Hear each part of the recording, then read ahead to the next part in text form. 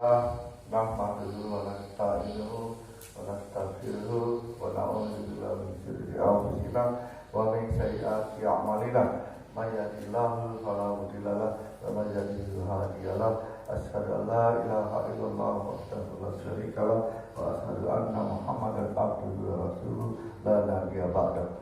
Allahumma shalli ala sayyidina Muhammad wa ala ali sayyidina Muhammad. A'udzubillahi minasyaitonirrajim. Bismillahirrahmanirrahim. Wa man ahsanu qawlan mimman da'a ila Allah wa 'amila shalihan wa qala innani minal muslimin. Qala Rasulullah sallallahu alaihi wasallam, man ahya sunnati faqad ahabbani wa man ahabbani kana ma'al fil jannah. Hadirin yang muliakan Allah Subhanahu wa taala, di zaman kekhalifahan Umar bin Khattab, pada suatu hari Umar bin Khattab selesai melaksanakan sholat subuh, dia tidak melihat salah seorang sahabatnya, Sulaiman radhiyallahu dalam shaf salat berjamaah. Maka beliau sebagai khalifah bertanggung jawab terhadap umatnya. Dia mendatangi makmumnya tersebut ke depannya. Ketika itu ibunya nongol, kemudian ditanya, kemana Sulaiman? Kenapa Sulaiman tidak nongol di dalam sholat subuh berjamaahnya? Maka dikatakan oleh ibunya, Sulaiman melaksanakan sholat sunnah sepanjang malam, sehingga dia melaksanakan sholat subuhnya di rumah dan kemudian tertidur. Maka apa yang dikatakan oleh Umar bin Khattab? Umar bin Khattab mengatakan bahwa aku lebih menyukai dia sholat subuh berjamaah daripada sholat sunnah sepanjang malam.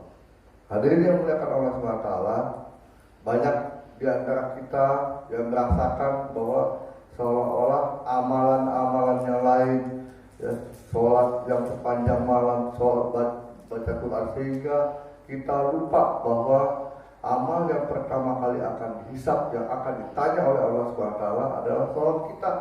Sholat kita baik, maka amal kita yang lain akan baik. Sholat kita nggak baik, maka amal kita yang lain nggak akan baik. Sholat yang baik bagaimana? Ikut cara Rasulullah. Ikut cara Rasulullah gimana? Yaitu dengan pertama di mana azan dikumandangkan tempatnya masjid atau musola, kemudian di awal waktu, dan caranya dengan berjamaah. Berjamaah itu juga bukan dengan caranya dengan keluarga, anak istri. Ya, Rasulullah tidak pernah mencontohkan seperti itu. Yang hanya pernah mencontohkan itu dalam sinetron saja, Pak. Ya, Rasulullah nggak pernah mencontohkan dengan anak istri. Harusnya dengan laki-laki dewasa di masjid-masjid atau di musola-musola. Hadirin yang muliakan Allah SWT, Allah telah meletakkan kebahagiaan ini hanya dalam amal agama yang sempurna. Amal agama yang sempurna gimana? Amal agama yang sempurna itu yaitu agama Islam, artinya agama yang dibawa oleh baginda Rasulullah SAW. Hadirin yang muliakan Allah SWT, kesempurnaan agama ini hanya ada dalam ibadah dan dakwah. Hanya dalam ibadah dan dakwah. Banyak manusia di luar sana mencari kesempurnaan dunia. Padahal hidup mereka sudah sementara aja, 60-70 tahun. Cepat atau lambat, suka apa tidak suka, pasti kita semua masuk kubur. Ya. Banyak orang pengen hidup enak, jarang yang memikirkan bagaimana cara mati enak. Ya, maunya hidup enak aja, tapi tidak memikirkan cara mati enak. Kalau cuma 60-70 tahun, kalau mati enak bisa senang selama-lamanya. Tapi kalau hidup enak cuma 60-70 tahun, habis, selesai. Semua kekayaan kita akan dihibahkan kepada ahli waris kita. Nggak ada lagi, nggak kita ambil, nggak kita bawa ke dalam kubur. Ya, kita pakai kain kafan, hanya kain putih saja. Nggak ada satu orang pun yang membawakan, oh nanti bawa kesenangan dia ikut kuburin, seolah-olah nanti kalau bisa dibawa ke dalam kubur dia akan bahagia dalam kubur. Tidak, Pak. Yang bisa membahagiakan kita adalah hanya amal soleh. Nggak ada yang lain, amal soleh. Maka hadirin yang muliakan Allah SWT, Allah Subhanahu wa taala menciptakan semuanya ini dengan keseimbangan. Ya, kalau kita lihat ya di alam semesta ini ada langit dan bumi. Jadi di keseimbangan seperti itu. Ada matahari, ada bulan, ada siang dan malam, ya. Ada laki-laki dan wanita. Ya coba kalau bayangkan saja Pak, kalau di dunia ini Allah SWT cuma menciptakan laki-laki saja, nggak ada wanitanya. Kita sang kali kita Pak, ya laki-laki nggak ada ininya ya. Maka hadirin yang dimuliakan Allah SWT, begitu juga dengan amal Pak. Ya, dengan amal agama. Amal agama itu tidak hanya cukup infirodi saja. Infirodi itu amalan dikerjakan sendiri-sendiri, tapi perlu dengan amalan istimaiyah. Bapak-bapak, memang amal istimaiyah ini pahalanya luar biasa, lebih besar. Salah satu amal istimaiyah itu kan sholat berjamaah. Sholat berjamaah ini amal istimaiyah. Bahkan ada seorang sahabat dulu, karena dia sibuk ngurusin penguburan daripada ibunya, dia tertinggal sholat berjamaah. Maka karena dia tahu pahalanya 27 derajat lebih baik daripada sholat sendirian 1 derajat, sholat berjamaah 27 derajat. Maka dia ulang 27 kali. Allahu Akbar, Allah, sampai 27 kali. Sholat fardu diulang, sholat yang sama diulang berkali-kali. Misalnya sholat pagi 27 kali diulang. Ya, berkali-kali. Untuk apa? Supaya dipikirkan pahalanya akan sama. Maka dikasih mimpi oleh Allah SWT malamnya, kemudian dikasih tahu bahwa bagaimana dengan aminnya para malaikat. Masih beda Pak. Ternyata walaupun seseorang melakukan sholat fardunya diulang 27 kali di rumah, pasti tidak sama dengan sholat berjamaah. Sholat berjamaah itu luar biasa pahalanya 27 derajat plus yang kita tahu. Ya, maka hadirin yang dimuliakan Allah SWT, di dalam tadi saya bilang bahwa kita perlu melakukan dua-duanya. Ada amal infirodi, ada amal istimaiyah. Kebanyakan manusia ini cuma mau melakukan amal infirodi saja. Padahal kesempurnaan agama ini kalau ada dua-duanya lengkap. Ya, tapi mesti ada, nggak bisa salah satu doang dikerjain. Mentang-mentang orang sudah melakukan amal istimaiyah, infirodi ditinggal, nggak bisa Pak. Ya, baca Quran dan itu termasuk infirodi. Sholat sunnah itu termasuk infirodi. Maka hadirin yang dimuliakan Allah SWT, salah satu untuk belajar amal istimaiyah ini kita dengan dakwah, dengan keluar jalan Allah SWT. Saya baru tahu Pak bahwa amal istimaiyah itu sebenarnya ada 8 Pak. Ya, ada 8. Salah satu kayak dengan musyawarah harian, ya. Kemudian ada duduk dalam majelis-majelis seperti ini juga dengan sholat berjamaah, bahkan makan berjamaah, safar berjamaah, tidur berjamaah, ya, dan lain-lain. Ya, masih ada lagi yang lain-lain. Nah, ini hadirin yang dimuliakan Allah Subhanahu wa taala, kita belajar amal istimaiyah ini ketika kita keluar di jalan Allah Subhanahu wa taala. Nanti itu dipraktekkan di rumah, Pak. Maka ini kenapa kami dari Cikarang dan juga ada beberapa teman juga yang dari Batu Raja di situ juga belajar meluangkan waktu 40 hari. Ya, 40 hari ini adalah sebagian daripada 10% daripada waktu kita di dunia.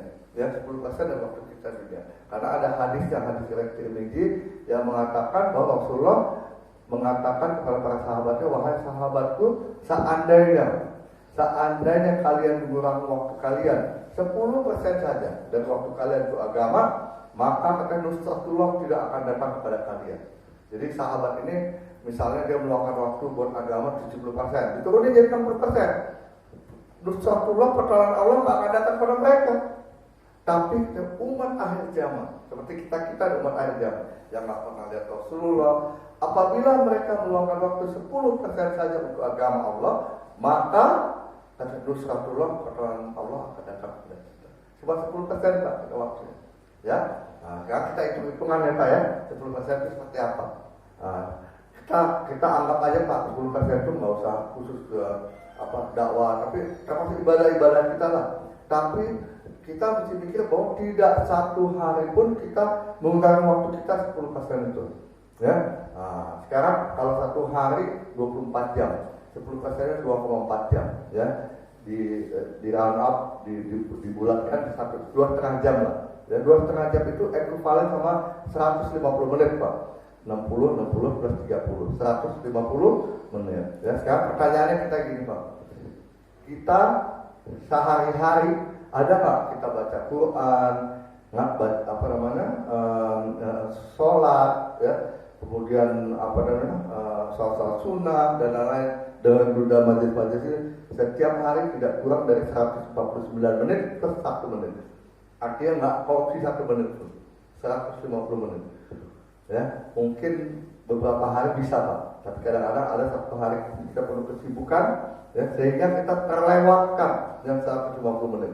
Misalnya kita lagi jalan keluar kota atau kemana ya, atau misalnya kita ada sibuk kerjaan yang sibuk hari-hari, sehingga tidak 150 menit, sudah 150 menit, ya, tidak 150 menit, akhirnya nusratullah nggak akan datang pada kita.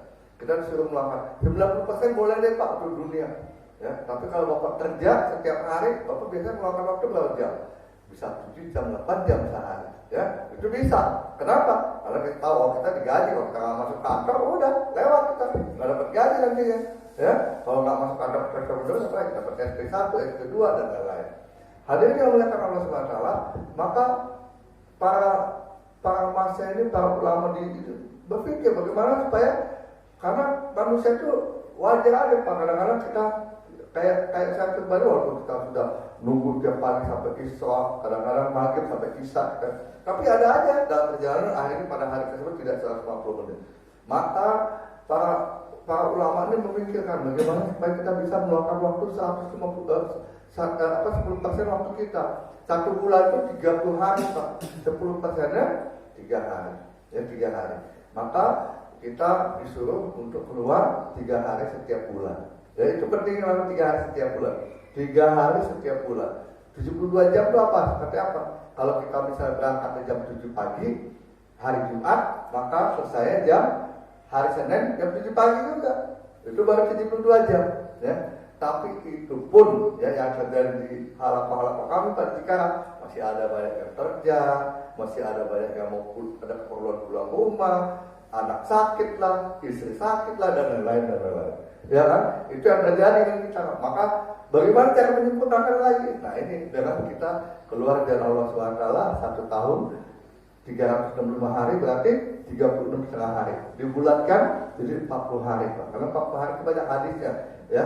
Tanpa nggak akan terjadi takbiratul ula sholatnya, karena kita ada di masjid terus.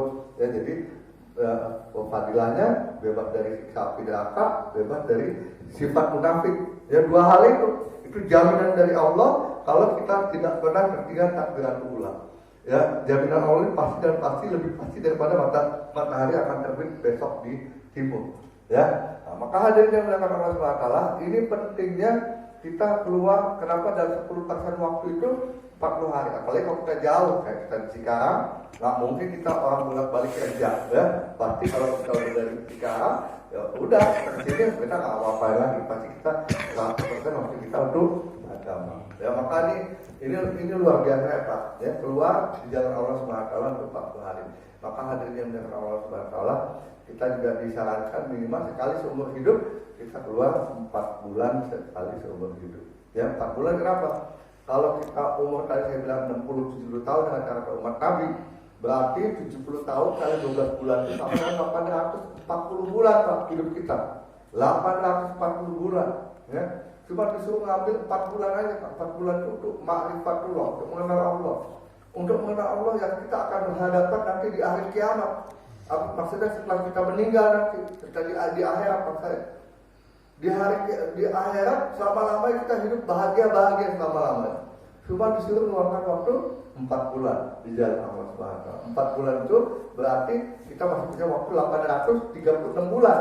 Plus 4 bulan beragama, 36 bulan untuk dunia.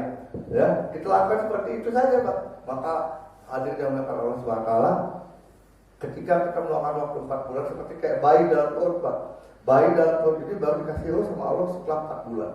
Maka ketika kita mengenal untuk mengenal agama, kayak ada ruhnya dalam agama kita masuk, maka kita disuruh keluar minimal 4 bulan sekali seumur hidup.